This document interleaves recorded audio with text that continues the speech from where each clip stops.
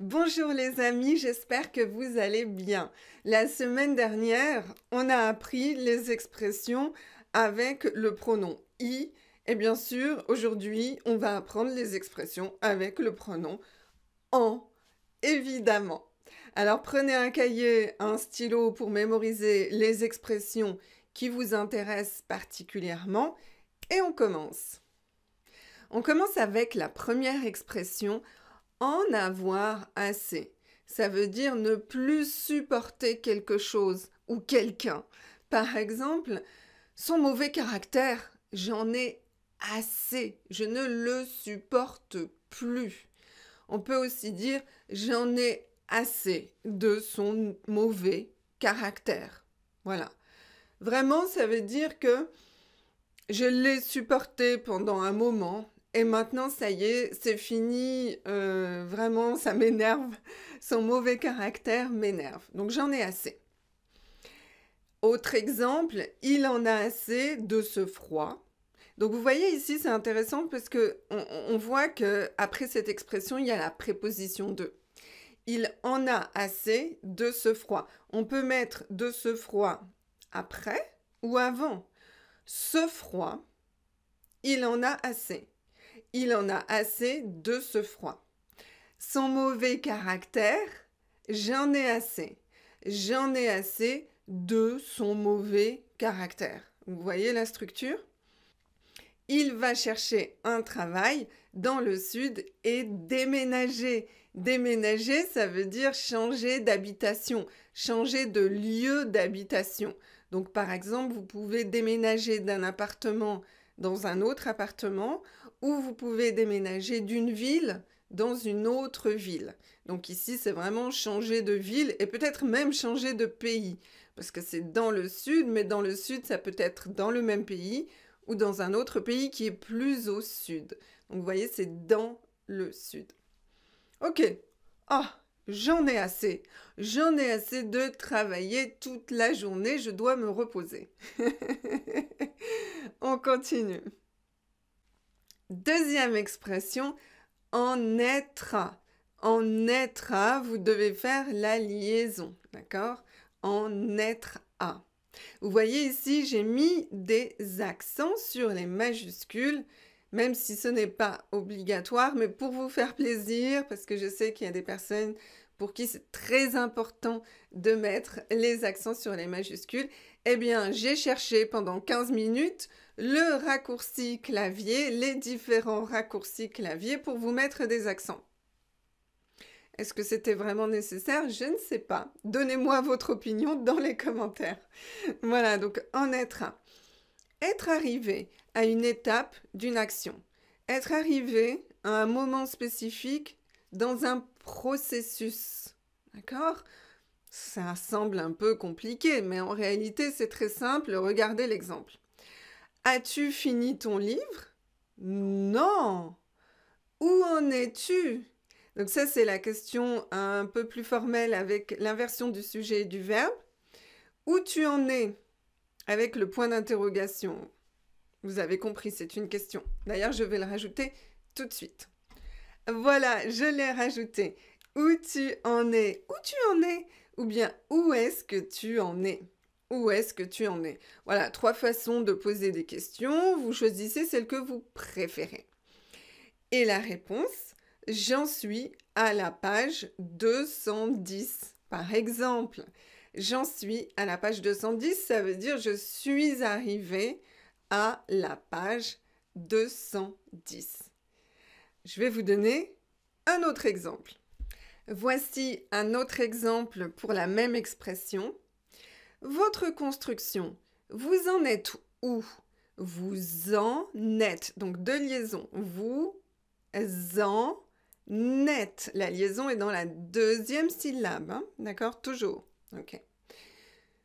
Donc, on peut mettre votre construction au début. Donc, ça, c'est la construction de votre maison. On a compris, quand on dit votre construction, c'est la construction de votre maison. On peut dire, par exemple, vous en êtes où? Alors là, on ne fait pas la liaison. Vous en êtes où dans la construction de votre maison? Vous voyez ici? préposition dans. C'est presque terminé, c'est presque terminé. On en est, encore les liaisons, mais c'est hyper important. Donc répétez ça pour vraiment que ce soit parfait. On en est à la peinture. On en est à la peinture. On utilise souvent le pronom on. Et quand on parle, on préfère plutôt que le pronom nous. Nous en sommes à la peinture, c'est bien, mais en général, on va dire on. On en est à la peinture. Ok? Donc, ça, comme d'habitude, vous devez apprendre à le conjuguer à toutes les personnes. Donc, j'en suis, tu en es, il en est, elle en est, on en est, nous en sommes, vous en êtes, ils en sont, elles en sont. Ah, blablabla. Bla, bla, bla. Ok? On continue. Troisième expression, ne plus en pouvoir. Alors, ne plus en pouvoir, ça peut vouloir dire ne plus supporter quelque chose. C'est la même chose que en avoir assez de quelque chose. Ou bien c'est être très fatigué.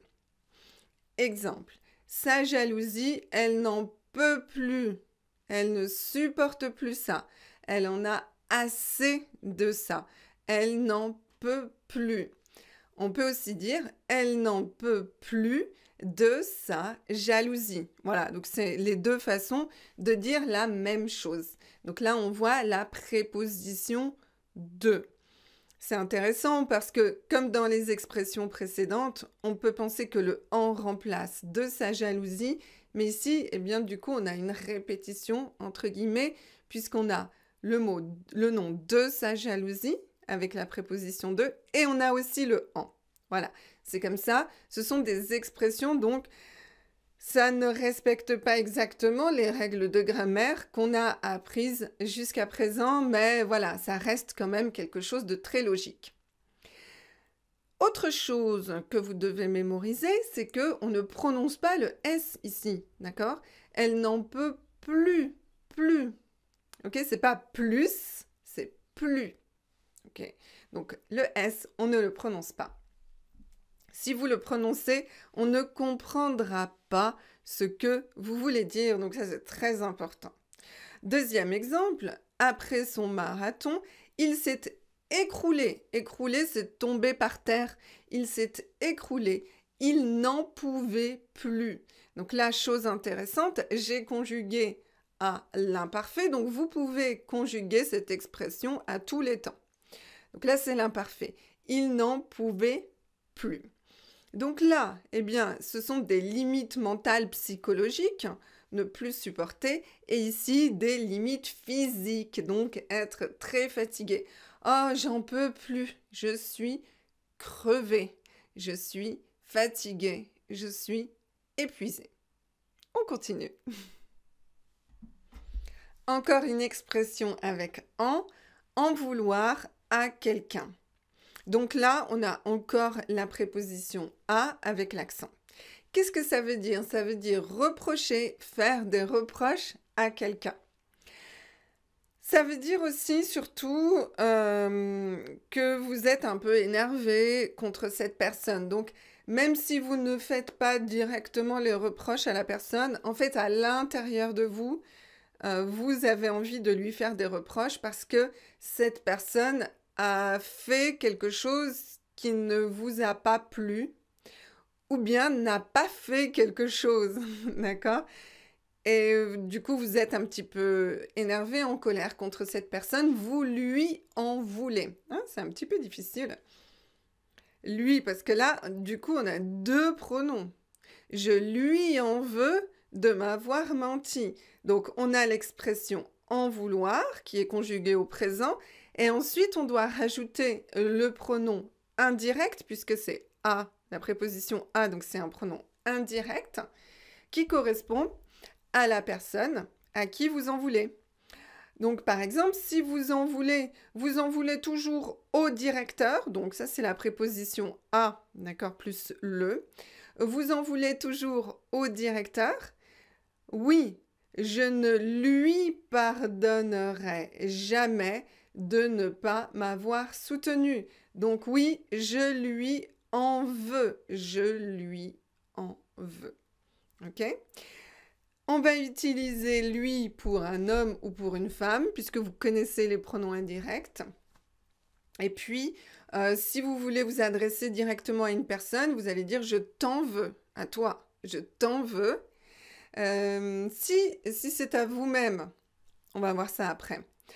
Et puis, je vous en veux si c'est formel ou si vous vous adressez à plusieurs personnes. Et le pluriel ici de la troisième personne, c'est « je leur en veux », masculin et féminin. Voilà, donc ça, ce sont les pronoms indirects. Vous pouvez les réviser dans la leçon sur ce sujet, évidemment. Et encore une chose, regardez, ici on a ne pas qui est ensemble quand on a un infinitif après. Et là, vous voyez, c'est un infinitif passé. Avoir soutenu, c'est l'infinitif passé du verbe soutenir, d'accord? Parce que on ne lui pardonne pas une action qui s'est passée avant ou qui ne s'est pas passée avant. Et donc, soutenir, ça veut dire apporter son aide morale, mentale, son aide physique aussi. Soutenir quelqu'un. Voilà. Donc, aider quelqu'un. Voilà. On continue. Et cette expression-là, eh bien, on peut aussi l'utiliser à la forme pronominale sans vouloir, c'est regretter. C'est quand l'action est faite sur vous-même. Donc, je m'en veux, tu t'en veux, il s'en veut, nous nous en voulons, vous vous en voulez, ils s'en veulent. Au présent, et bien sûr, vous pouvez conjuguer ça à tous les temps. Donc, regretter quelque chose. Il s'en veut de s'être énervé. Il regrette de s'être énervé. Et vous voyez ici, il y a encore un infinitif passé, mais on a l'auxiliaire être parce que c'est un verbe pronominal, le verbe s'énerver. Voilà, hein, comme ça, vous avez vu un infinitif passé avec avoir et là, vous avez un infinitif passé avec être. Et pourquoi c'est l'infinitif passé? Parce qu'il s'en veut maintenant, il regrette maintenant, de s'être énervé avant. Peut-être il y a 5 minutes, peut-être hier, je ne sais pas, mais c'était avant. Donc infinitif passé, c'est la même personne qui fait les deux actions, c'est pour ça qu'on a l'infinitif. Il s'en veut et il s'est énervé. Mais on ne va pas répéter, donc on utilise l'infinitif. Et oui, comme ça on fait une révision de beaucoup de leçons dans cette leçon. Il n'aurait pas dû, alors ça c'est aussi une autre expression, il n'aurait pas dû, conditionnel passé du verbe devoir, donc ça c'est le participe passé du verbe devoir. Donc, il n'aurait pas dû s'énerver. Mais on ne va pas répéter s'énerver puisque c'était juste ici, donc on a compris. Il n'aurait pas dû s'énerver. Il va s'excuser. Voilà. Vous connaissez cette expression. J'aurais dû rester calme. Je n'aurais pas dû m'énerver. Si vous voulez, je peux vous faire une leçon spécialement sur ce sujet. Vous pouvez me le demander dans les commentaires. On continue. Encore une expression, sans faire, ne pas s'en faire. Qu'est-ce que ça veut dire? Ça veut dire s'inquiéter, ne pas s'inquiéter.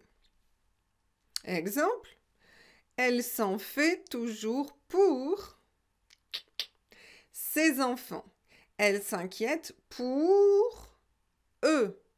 Eux qui remplacent ses enfants. Elle s'en fait pour eux.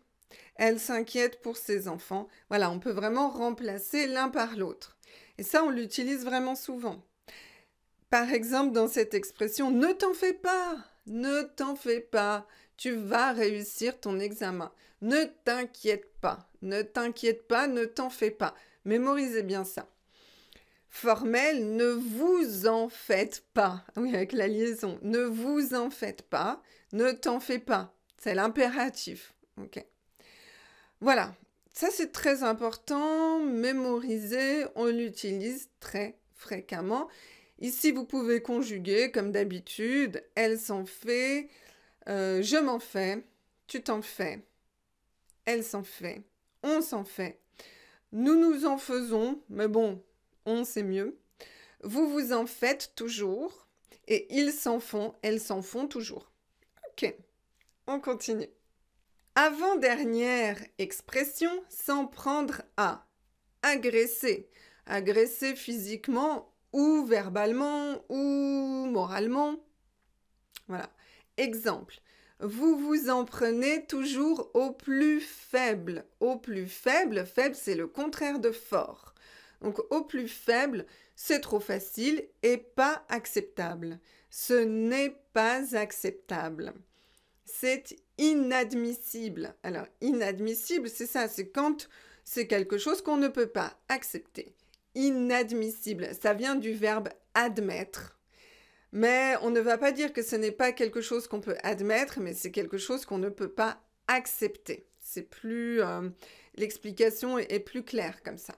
C'est inadmissible. Vous ne pouvez pas faire ça. Vous vous en prenez aux faibles. Voilà. Comme d'habitude, on peut le conjuguer. Je m'en prends, tu t'en prends, il s'en prend, nous nous en prenons, vous vous en prenez, ils s'en prennent. Ah. Donc là, c'est le pluriel parce que faible, c'est pluriel, mais il s'en prend à moi, ça veut dire il m'attaque. Il s'en prend... Non, tu t'en prends à elle, ça veut dire que tu l'attaques. Et ensuite, nous nous en prenons à vous, par exemple. Donc voilà, vous pouvez vraiment à chaque fois, eh bien, changer le sujet et aussi l'objet, bien sûr. Voilà, donc je vous laisse essayer de faire des phrases avec cette expression et je vous explique la dernière expression. Voilà, donc dernière expression, il y a beaucoup de texte, hein, donc je me pousse un petit peu. S'en sortir, se sortir d'une situation difficile. Donc on dit s'en sortir.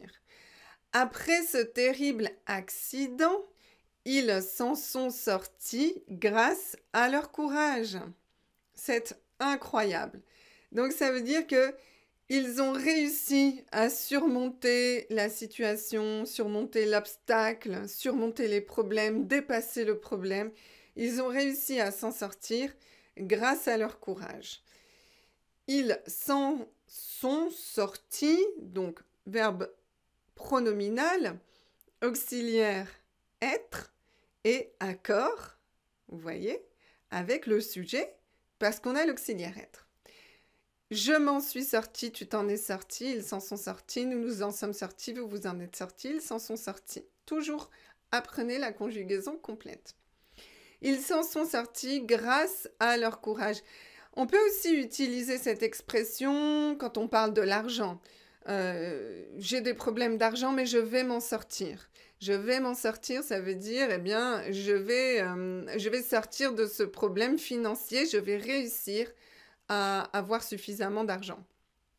C'est vrai, la situation est difficile, mais je m'en sors toujours. C'est sûr, je vais m'en sortir. Voilà, encore des phrases que vous pouvez analyser, observer, apprendre. Je m'en sors toujours, tu t'en sors toujours, il s'en sort toujours, nous nous en sortons toujours, vous vous en sortez toujours, ils s'en sortent toujours. Voilà, on trouve toujours une solution à nos problèmes. Voilà les amis, je vais vous laisser sur cette phrase positive. Mémorisez bien ces expressions, abonnez-vous à ma chaîne pour avoir encore plus de leçons. Là, je vais vous mettre encore des leçons que vous pouvez regarder maintenant. Je vous souhaite une excellente journée et je vous dis à très bientôt. Ciao, ciao!